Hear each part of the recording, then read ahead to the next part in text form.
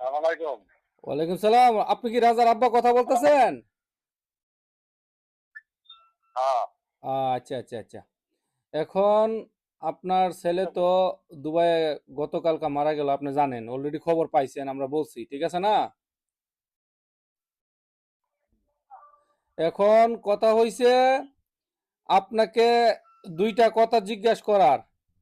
আপনার ছেলে যদি চান, তার মানে আপনার ছেলের যদি দেহ চান, তাহলে টাকা পাইবেন না। আর যদি বলেন যে আপনার ছেলের দরকার নাই, টাকার দরকার, তাহলে অনেক টাকা পাইবেন। এখন কথা বুঝছেন না? আবার কমু, বলেন। আপনার ছেলের দেহ যদি চান, মানে আপনার ছেলের লাশ চাইলে লাশ পাইবেন, টাকা পাইবেন না।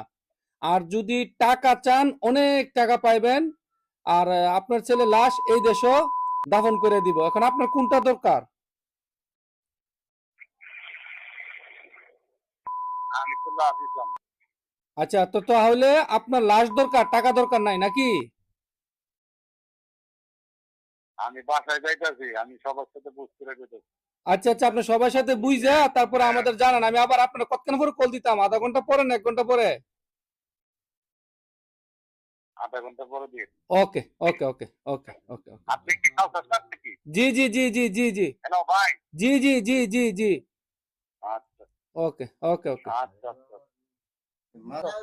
আহ, তার আব্বারে ফোন দেওয়া হয়েছে, তো এখন তার আব্বা বাড়িতে পরামর্শ করে বলবো টাকা লাগবো নাকি লাশ লাগবো। তো আমরা এখানে অনেকেই খারাপ লাগতেছে। ভাই এই জায়গা বাপ যে বাপ মেন গার্জিয়ান সে বাড়ি কার কাছে পরামর্শ করবে? যাই হোক, তার তো কোয়া উচিত যে আমি টাকা পয়সা চাই না, আমার সন্তান চাই, আমার ছেলের দরকার আমার।